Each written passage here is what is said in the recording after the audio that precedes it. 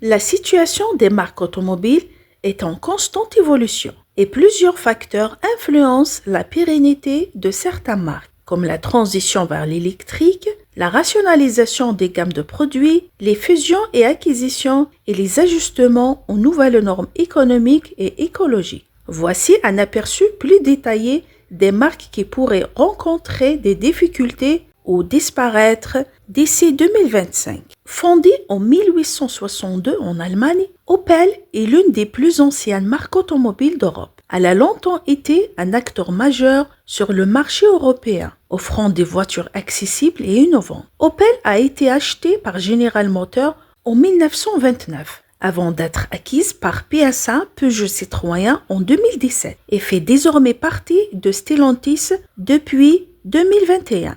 Après la fusion de PSA avec FCA, Fiat Chrysler Automobile, Opel a eu du mal à se réinventer face à la concurrence intense sur le marché européen, notamment des marques comme Volkswagen et Peugeot. Malgré un portefeuille de véhicules populaires comme l'Opel Astra et le Mokka, la rationalisation des marques au sein de Stellantis pourrait entraîner une réduction de la gamme d'Opel, ou même une disparition dans certains segments. Cependant, la marque continue de jouer un rôle clé sur le marché des voitures électriques avec des modèles comme l'Opel Corsa E. Fondée en 1999 en Italie, Fiat est l'une des marques les plus emblématiques de l'automobile européenne. La marque a dominé le marché des voitures petites et populaires, avec des modèles célèbres comme la Fiat 500, la Panda et la Punto. Fiat a été un acteur majeur de l'industrie automobile pendant tout le XXe siècle et a acquis une place importante dans l'économie italienne. Ces dernières années, Fiat a souffert de la baisse de la part de marché, particulièrement en Europe. Bien que des modèles comme la Fiat 500 aient rencontré un grand succès, Fiat n'a pas su adapter suffisamment rapidement à l'essor des SUV et des véhicules électriques. Sous l'égide de Stellantis, Fiat pourrait être contrainte de réduire ses activités, voire de disparaître en tant que marque indépendante si ses produits ne rencontrent pas une demande suffisante. Mitsubishi a été fondée en 1970 au Japon et a une longue histoire dans l'automobile, notamment dans les secteurs des SUV, des 4x4 et des véhicules tout-terrain. La marque a été un pionnier dans la production de véhicules à transaction intégrale et a connu un grand succès dans les années 1980 et 1990. Le Mitsubishi, lors ses évolutions, est devenu une icône du sport automobile. Après son alliance avec Nissan et Renault, la marque a perdu une grande partie de son identité et ses ventes se sont effondrées, surtout en Europe. Bien que Mitsubishi soit un acteur majeur dans certains marchés asiatiques et dans le domaine des SUV, la marque a du mal à se maintenir dans les autres régions. Le manque d'innovation dans les véhicules électriques et l'absence de nouveaux modèles marquants laissent penser que Mitsubishi pourrait disparaître ou être absorbé par Nissan dans les années à venir. Fondée en 1946, Honda est l'un des plus grands constructeurs japonais et a connu un succès retentissant grâce à ses motos avant de se diversifier dans les voitures. La marque est notamment connue pour des modèles comme la Civic, la Accord et le CR-V.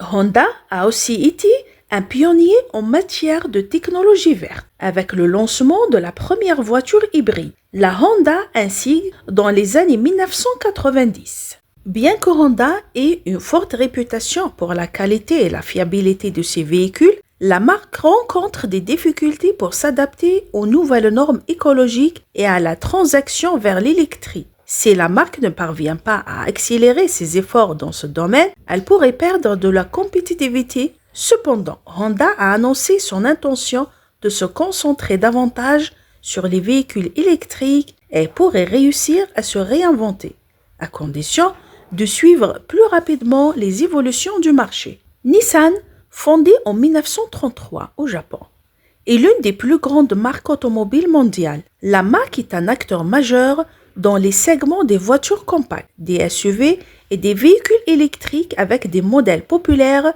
comme la Nissan Altima, la Nissan Juke et la Nissan Leaf. L'un des premiers véhicules électriques grand public à connaître un succès mondial. Bien que Nissan ait une solide réputation, la marque a traversé des turbulences financières. exaspéré par l'arrestation de son ex-PDG Carlos Ghosn et par une baisse des ventes dans plusieurs marchés. La marque peine à se réinventer avec l'électrification et l'évolution des attentes des consommateurs. Nissan pourrait être contraint de se concentrer sur les marchés asiatiques, où il est encore populaire. Mais il est également possible qu'il soit fusionné ou absorbé par Renault dans le cadre de l'alliance Renault-Nissan-Mitsubishi. Alfa Romeo, fondée en 1910, est une marque italienne de voitures sportives et de luxe. Elle est célèbre pour ses modèles iconiques comme la Giulia, la 4C et le Stelvio.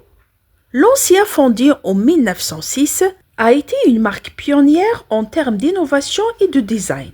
Mais elle est aujourd'hui réduite à une petite gamme de modèles, avec la Lancia Ypsilon étant le dernier modèle phare. Ces deux marques emblématiques de l'industrie italienne sont aujourd'hui en crise. Alfa Romeo, bien que renommée pour ses voitures de sport et de luxe, a du mal à rivaliser avec des marques comme BMW ou Audi.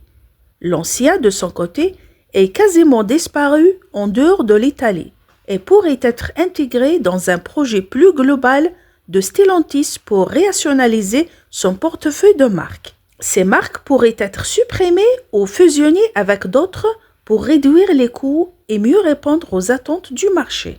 Fondée en 1925, Chrysler a été un pilier de l'industrie automobile américaine pendant plusieurs décennies. La marque a produit des modèles populaires comme la Chrysler 300 et la Pacifica. Chrysler a aussi joué un rôle clé dans l'essor des minivans aux États-Unis. Cependant, après plusieurs crises économiques, la marque a été rachetée par Fiat en 2009 et fait maintenant partie de Stellantis.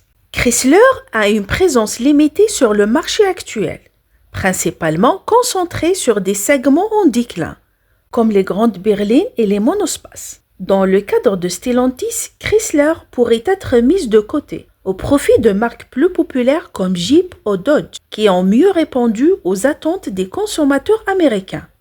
Chrysler pourrait également se concentrer davantage sur des véhicules électriques ou être supprimé en tant que marque indépendante. Le passé de ces marques montre qu'elles ont joué un rôle important dans l'histoire de l'automobile. Mais aujourd'hui, elles se trouvent confrontées à des défis majeurs. La transition vers des véhicules électriques, la concurrence accrue et la rationalisation des portefeuilles au sein des grands groupes comme Stellantis risquent d'accélérer la disparition de certaines marques historiques. Les marques les mieux placées pour survivre devront s'adapter rapidement aux nouvelles technologies et aux attentes des consommateurs. La transition vers l'électrique et la rationalisation des gammes au sein des grands groupes comme Stellantis, Volkswagen ou Allianz, Renault, Nissan, Mitsubishi représentent un défi majeur pour plusieurs marques historiques. Les marques qui ne parviennent pas à s'adapter rapidement aux nouvelles tendances comme les véhicules électriques,